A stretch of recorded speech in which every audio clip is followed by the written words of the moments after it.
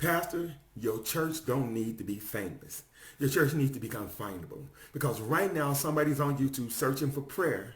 Somebody's searching for grief support. Somebody's searching for how do I get saved. Somebody is searching for Bible answers. Somebody is searching for hope after divorce, hope after funeral, hope after a bad diagnosis, maybe hope after a season where life seems to knock the wind out of them. And the question is not whether people are searching. The real question is, when they search, will they find your church? That is the question every serious pastor needs to wrestle with, right? Because your church may be powerful in the pulpit, but invisible online. Your sermons may be anointed in the sanctuary, but buried on YouTube, right? Your live streams may be faithful every Sunday, but still not functioning as an outreach. And if your church is serious about reaching people beyond the four walls, then YouTube cannot be treated like an afterthought. It cannot be treated like something the media team just handles. Right? It cannot be treated like a storage closet where old sermons go after the service is over. YouTube has to become part of your outreach strategy. Hey, this is Elder Derrick Strickland. I want to welcome you to the Church Visibility Coach, where we help pastors, churches, and church media teams and ministry leaders become visible on YouTube. And today I want to talk to you about why your church may be invisible online and what kind of shift needs to happen if your ministry is going to become findable by people who are already searching. Now, let me say this clearly. This video is not for a pastor looking for a shortcut. Let me get that out the way real quick. This is not for a church that wants a few cute YouTube tips but has no intention of building anything. Right? This is for serious pastors and ministry leaders who know their church has a message worth sharing, but also know that the message is not reaching as far as it could right now.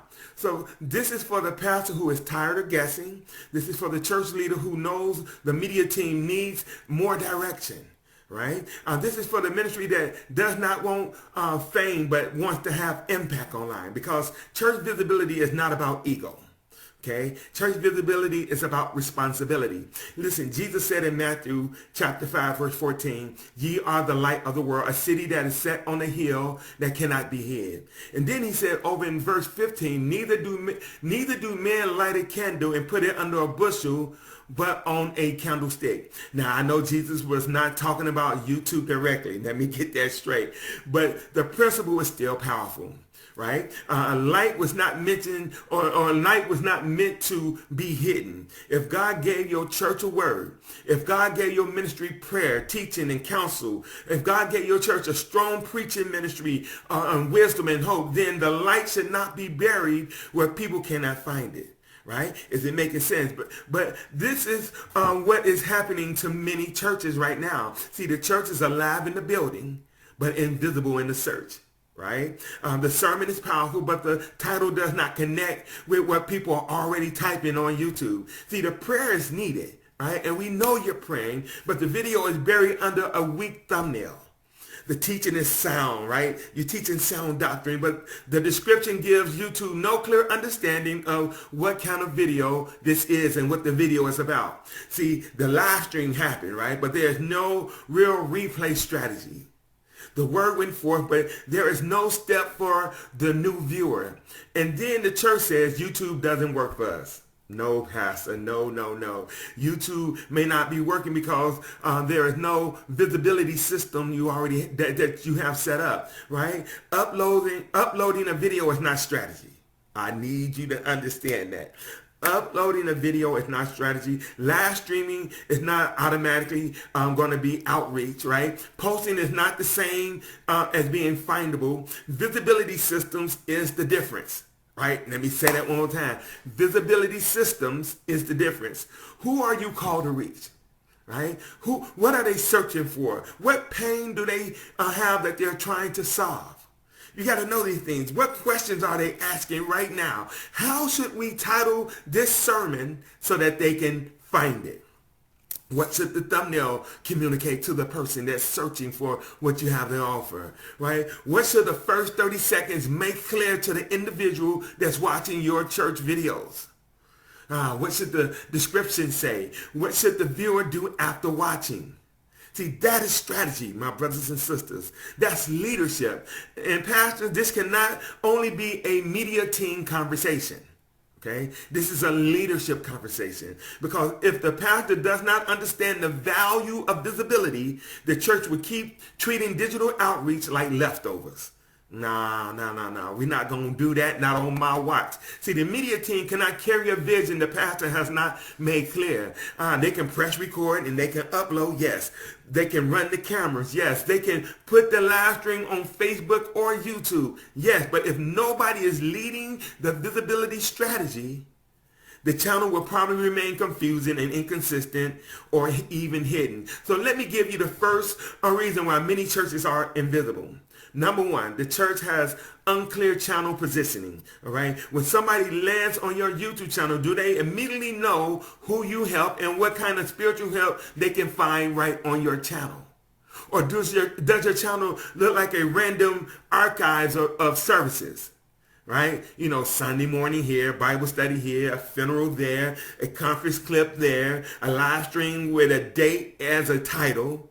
Come on, don't do that. Don't do that. Are they finding on the thumbnail that says Sunday service? Is the description with nothing in it?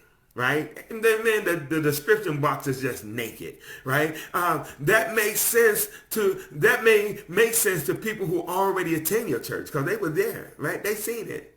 But do it make sense to the person searching YouTube at midnight trying to find hope?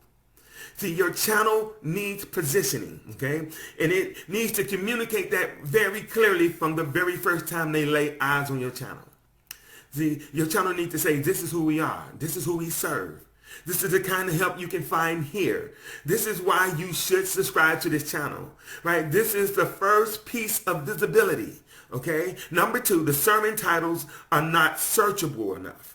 Right? Let me say that again. The sermon titles that you're using are not searchable. Pastor, I love strong sermon titles, right? I believe in preaching with power. But the title that works in the sanctuary may not be the same title that works on YouTube. Okay? I need you to understand that. You may preach a message called Nevertheless at Thy Word. That may preach in the room, but the searching person may not type Nevertheless at Thy Word. All right. They may type, how do I trust God when nothing is working? Right. That doesn't mean that you change your message. Right. You keep what God gave you. It means you package the message so the person who needs it can find it. See, that's not compromise. All right. That is not compromise. That's communication. Right. If a church sign communicates a service time, your YouTube title can communicate the problems your sermon actually solves. Number three. The thumbnail does not create clarity, right? A thumbnail is not just for decorations, right? The thumbnail is for visual, it's a visual invitation.